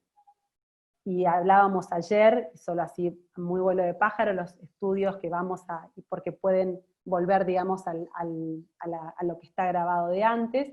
Tenemos la posibilidad de acceder a estudios de fase 2 o de fase 3, de fase 1, no conozco, digamos, que esté algún estudio abierto en el país para el LC, pero bueno, estos estudios de alguna manera tienen que ver con poder comparar los tratamientos estándares, incluso se comparan de a 3 tipos distintos de tratamiento, donde, bueno, se comparan terapias dirigidas con terapias convencionales, donde, bueno, obviamente en este momento es una cosa muy adversa lo que nos está pasando con la pandemia, porque de alguna manera también está como frenándonos en este sentido un poco, o por lo menos dificultando un poco las cosas, pero bueno, creo que lo vamos a superar y a poder retomar la conducción, digamos, de una forma más tranquila de los estudios. Desde ya que los pacientes pueden hacer, y lo seguimos insistiendo, para ayudar al tratamiento, y en este momento que estamos en plena pandemia, solo quiero recordar que la LLC, como los linfomas que están en tratamiento, pero la LLC, la leucemia linfocítica crónica, aun que el paciente no esté en tratamiento, aun que el paciente esté en watch and wait, tiene este talón de Aquiles que conversamos de la susceptibilidad a infecciones. Es importante que se cuiden los pacientes, independientemente de que sean pacientes más jóvenes o de que sean pacientes de más edad, que sabemos que los pacientes de más edad ya, digamos, es un grupo más de riesgo. Pero en el caso de la leucemia linfocítica crónica, información que nos llega es que aún grupos jóvenes podrían ser pacientes de riesgo. Entonces es importante poder evitar las situaciones de transmisión en el ámbito comunitario, usar correctamente y adecuadamente los elementos de protección, usar bien el barbijo, si vamos a salir o si vamos a estar en situaciones de más con mucha gente, tratar de evitarla, y colocárselo bien, ¿sí? Siempre tomarlo de las tiritas, no agarrarlo de la parte de frente, no tocarse la cara, lavarse mucho las manos, tratar de mantener el aislamiento en la medida en que se pueda, preventivo, ¿no? O sea, de esto en la casa, si hacemos trabajo, tratar de hacer el trabajo desde la casa, al menos hasta que podamos salir un poco. Remarcar también que es importante la protección ocular porque suma, ¿sí? Y cuando hablamos de pacientes de riesgo, es importante conservar, digamos, las medidas sean un poquito quizás más exageradas que lo que serían para la población común, porque no solamente estamos cuidando al resto de no contagiar nosotros al resto, sino ellos que no nos contagien. Con respecto a esto, quiero decir que es el tema para controlar la leucemia linfocítica crónica es importante el examen físico, pero quizás en este momento estemos de alguna manera postergando en la medida de lo posible algunos controles, esto lo hablamos un poco ayer, tratando de que el paciente concurra, si se tiene que hacer el hemograma, se vaya rápido, atender rápido a los pacientes si tienen que concurrir a la institución, y el resto, digamos, tratar de manejarnos y de aprovechar la telemedicina en la medida en que podamos, sobre todo con pacientes que están muy estables y hace mucho tiempo, ¿sí? Así que bueno, esto ha sido todo. Voy a dejar acá de compartir la pantalla, ya estamos en tiempo de poder recolectar algunas preguntas. Laura, no sé si querés agregar algo. Quiero aprovechar no sé si querés hablar también de las preguntas. Hola, ¿me escuchan bien? Sí, creo que me escuchan. Hay un eco, Gabriela, quizás están dos. A ver, salgo un momentito. Estaba en la puerta, pero ahora me alejo del todo, entonces Ahí está, ahora sí. saludo desde la puerta de FUCA, manteniendo la distancia y manteniendo un lugar con buena ventilación. Aprovecho para saludar también y agradecer el acompañamiento de Linfomas Argentina, Aide González y bueno, y todo su equipo, todos los miembros de esta asociación, que les recomiendo a quienes todavía no los conocen, seguirlos también a ellos en las redes sociales, ya que pronto, el 15 de septiembre, o sea, el martes próximo, es el Día Mundial del Linfoma, y agradecer además al Laboratorio Roche, que ha apoyado esta iniciativa nuestra de llegar hasta ustedes y que acompaña siempre a los programas de FUCA. Nuevamente agradecer a las médicas mucho por su trabajo.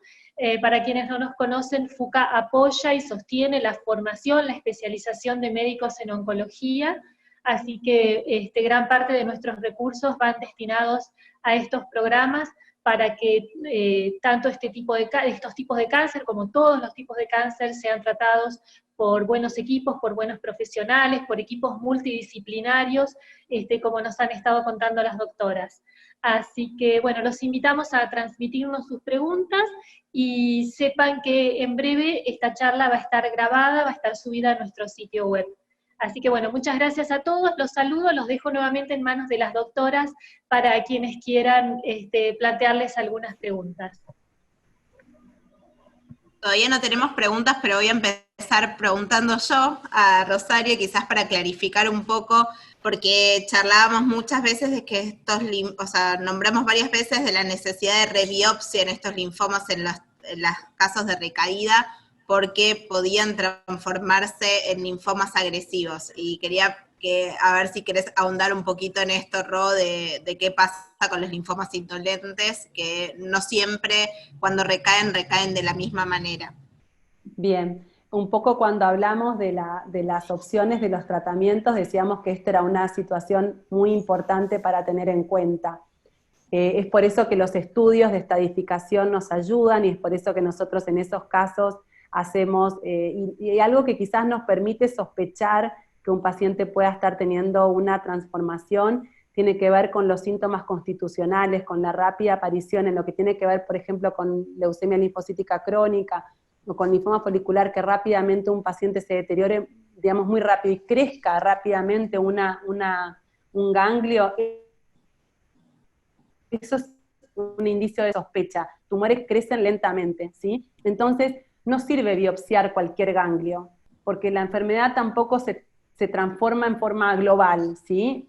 Puede suceder, pero es más raro, digamos. Generalmente se transforma y lo vamos a pescar en un lugar. Entonces nosotros tenemos que ver con las imágenes o con el examen físico qué es lo que, qué es lo que creció desmesuradamente y rápido, hacer el estudio, si podemos, si tenemos posibilidad, porque sabemos que obviamente no es de acceso universal, el estudio, digamos, del PET, y lo vamos a tener que justificar, porque en las histologías indolentes no es un estudio que uno, digamos, lo pida en forma, digamos, normalmente, o sea, realmente es un estudio que sí nos sirve mucho para las histologías de alto grado, pero que tiene una utilidad limitada en los linfomas de bajo grado, entonces también decir eso, ¿sí?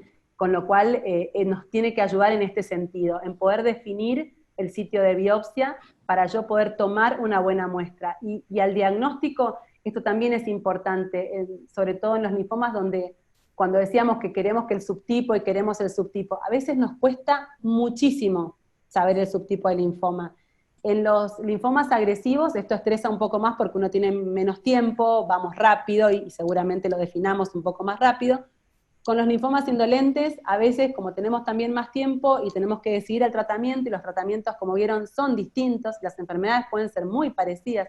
Una LLC se puede parecer muchísimo a un linfoma del manto, una LLC atípica, ¿sí? Entonces, y es súper importante porque se tratan completamente diferentes. Entonces, en ese sentido, hay que tratar de optimizar todas las herramientas que tengo, y la biopsia, una buena biopsia, lo dijo Laura ayer, tomar, si es posible, todo el ganglio. La patóloga siempre pide, bueno, que saquen la mayor, digamos, el ganglio entero, si es posible, y después, bueno, definir los estudios, porque va a ser un material muy rico que nos va a aportar para mucho. Y en el caso de la LLC, en la recaída, siempre vamos a volver a mirar qué pasa con ese famoso cromosoma 17, que es muy infrecuente al diagnóstico, menos del 10%, alrededor de un 5, 7% de los pacientes puede ser que lo tengan, 4% en algunas series alterado. Pero cuando a medida que el paciente va recayendo, como decíamos que son alteraciones genéticas que se van adquiriendo, es más alto el porcentaje. Entonces tenemos que ir a buscarlo, ¿sí? El cromosoma 17, que está en muchas de las enfermedades oncológicas, alberga, digamos, en ese brazo, una proteína muy importante que es la P53, que es una proteína supresora de tumores. Por eso cuando se va, nos hace mal. Cuando se pierde, por eso hablamos de la delesión, de la pérdida, no está y nos falta esa protección, nos falta ese escudo contra los tumores, y va a ser mucho más fácil que el tumor crezca, mucho más fácil que el tumor adquiera, digamos, otras alteraciones. Por eso la llegada de estos fármacos nuevos y dirigidos permitió realmente lidiar con esto que era muy frustrante en el pasado, que bueno, que por suerte hoy es muy esperanzador todo lo que se está consiguiendo. Acá nos preguntan para un linfoma de Hodgkin, que de ese tema charlamos bastante ayer, así que los remitimos a que puedan ver esa charla también cuando esté subida a la página. Si se lleva casi 10 años sin enfermedad, si hay altas probabilidades de recaer. Esa pregunta la voy a contestar yo, así le dejamos un poco de descanso a Rosario.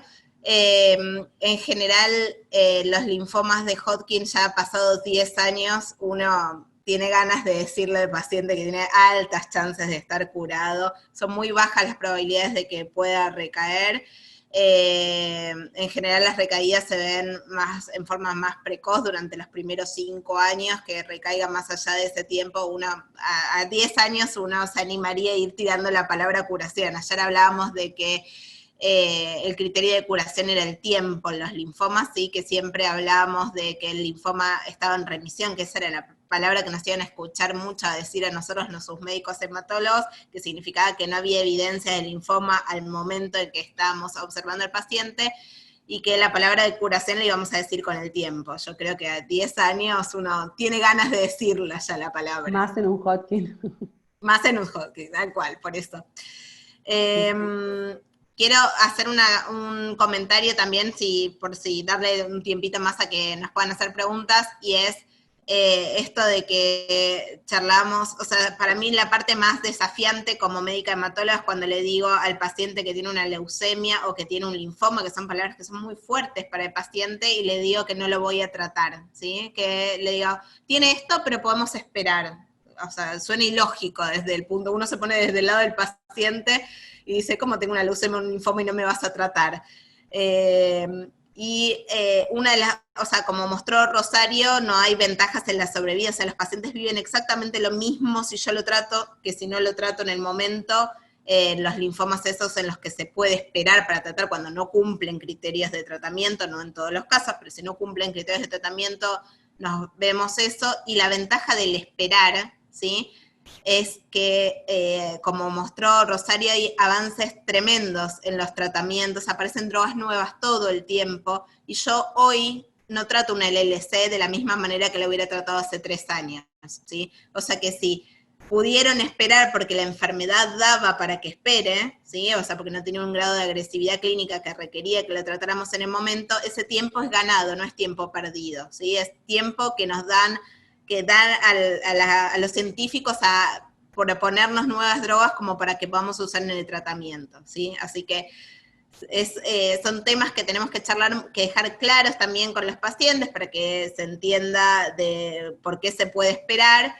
pero tiene su ventaja esperar, ¿sí? También porque uno puede seguir haciendo una vida normal y no tenemos la implicancia de estar recibiendo tratamientos cuando no son necesarios, y por el otro lado por esto, porque da tiempo que cuando realmente es necesario tratar, tengamos más opciones de tratamiento para ofrecerles. Es así, creo que es de las cosas más importantes que se gana con el tiempo. Y creo que un concepto importante, incluso que a veces se nombra poco, yo tenía una foto muy linda, pero bueno, por tema de tiempo ya no la puse porque me engancho, me apasiono, y es que hay un equilibrio, ¿no? Cuando uno tiene un paciente que está en una situación inicial de una enfermedad linfoproliferativa, cuando hablamos sobre todo, digamos, en lo que respecta a la leucemia linfocítica crónica o este tipo de linfomas de bajo grado, hay un equilibrio. No son todas las células iguales, eso lo vimos también en el mieloma. Hay grupos diferentes con algún rasgo, como hay microscópicos, se llaman subclones. Estos están en equilibrio. Si yo con la quimioterapia lo rompo antes de tiempo, no sé quién va a salir después. El clon más bueno, el clon más malo, me conviene o no me conviene. Quizás por esto, por mucho tiempo, estos estudios siguen sin poder dar, digamos, una demostración de que tratar antes es hacerle mejor al paciente. Porque yo creo que cada vez que rompemos un equilibrio en esa lentitud que tiene para crecer, establecen digamos, una situación de diálogo con su microambiente, y se mantienen de alguna manera estos subclones bien. Y yo, quizás por la ansiedad o por lo que, bueno, en el marco de un estudio clínico está justificado, bueno, y sin, por supuesto, agregar que muchas veces tenemos también la posibilidad de la toxicidad, de anticipar toxicidades, que por ahí no las necesitaríamos. O sea, no solo rompemos el equilibrio, también traemos aparejadas toxicidades. Y bueno, y quizás, no sé, podemos, como dice Laura, la espera puede ser aprovechada para otras cosas. ¿Alguna pregunta? Acá estamos poquitos, así que si quieren con el micrófono, pueden abrir el micrófono y ya nos quedan 10 minutitos, y si no, cerramos si quieren hacer alguna pregunta, comentario, que se viene el día de la concientización del linfoma, así que para que estemos todos bien afilados. Bueno, me parece excelente la charla, las felicito a las dos, muy claro, buenísimo, y las de ayer también, así que muchas gracias por invitarnos. Bueno, muchas gracias Aide por estar, y bueno, y por todo lo que siempre están haciendo y están tan activas con toda la comunidad, no solo del linfoma, sino que se van como extendiendo también, así que creo que para nosotros es súper importante poder llegar, porque lo decíamos ayer, no solo a los pacientes que estamos tratando hoy, sino bueno, al paciente que esté requiriendo, digamos, información, aquel que ya no está en tratamiento, o aquel que a lo mejor es amigo o tiene un familiar y bueno, no tiene la posibilidad hoy de ir a la consulta en pandemia, y por ahí, bueno, va a acceder de internet, que no digo mal, hay muchísima y muy buena información en las asociaciones de pacientes, hay buena información para los pacientes, pero bueno, creo que siempre como una charla más amigable también está bueno, y bueno, y poder darles el voto de confianza.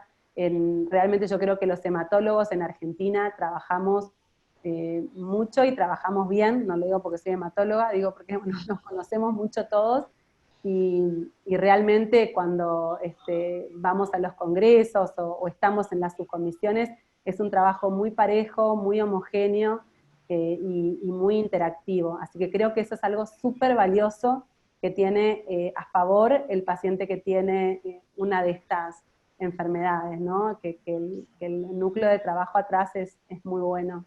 Así que... Sí. Excelente, porque a veces nos llaman por teléfono un paciente que tiene una duda, que consultó con un médico y me nombran los médicos y digo, quédate tranquila, porque claro, el paciente no conoce a los hematólogos, no saben quién son y a veces nos consultan a nosotros, ¿no? Y también otro tema es que damos apoyo emocional a los pacientes, que no todos tienen acceso a eso. Está Mariana Godoy, que está acá en el chat, que ella es también de la comisión directiva, fue paciente del linfoma de Hodgkin también, hace 8 años, y ella ahora se recibe de psicooncóloga y da cada 15 días un grupo de apoyo para pacientes y familiares. Ahí está, ahí apareció. Bueno, y que también eso es bueno. Sí, ahora debe tener mucho trabajo, supongo, en este momento. Mucho. Ahí está buenísimo también alguien que lo haya vivido en carne propia, ¿no? Porque claro. muchas veces se habla desde el afuera y tener la experiencia de haber vivido lo mismo que están viviendo los pacientes a los que uno atiende está muy bueno. Exactamente. Por eso yo creo que esa caricatura de la mujer diciéndole al médico que él no es el experto, me causa mucha, como que es así, el que sabe. Tenemos muchas veces un paciente que dice, no, esto es por tal cosa, no, pero usted tiene esto, yo lo voy a estudiar, no, pero esto que me está pasando, me pasa porque el autoconocimiento es muy importante, y creo que es algo que se puede explorar también en el transcurso de los tratamientos en estas patologías que son, digamos, de este tipo indolente. Quizás, bueno, comparten todas, ¿no? Hoy por hoy la disponibilidad de muchas alternativas de tratamiento, creo que ese es el mayor desafío que tenemos. Creo que hay hasta más de las que desearía, porque exigen como, estar como muy alerta y plantean dificultades a la hora de decidir, pero bueno, creo que todo es para bien, y eso pasa mucho en todos estos subtipos de linfoma, por eso es importante que contemos con esa info. Muchísimas gracias. Bueno, muchas gracias a todos los que se conectaron. Les recordamos que la charla va a quedar grabada, así que después van a poder acceder por si quieren repasar algún tema. Y bueno, obviamente los invitamos a que si les queda alguna pregunta nos puedan escribir a nuestros mails que están escritos en la última diapositiva para poder contactarnos. Bueno, muchísimas gracias, Lau. Bueno, los saludamos a todos y nos vamos porque nos dejaron de anfitrionas, así que le agradecemos a FUCA una vez más que nos permita este espacio. Gracias.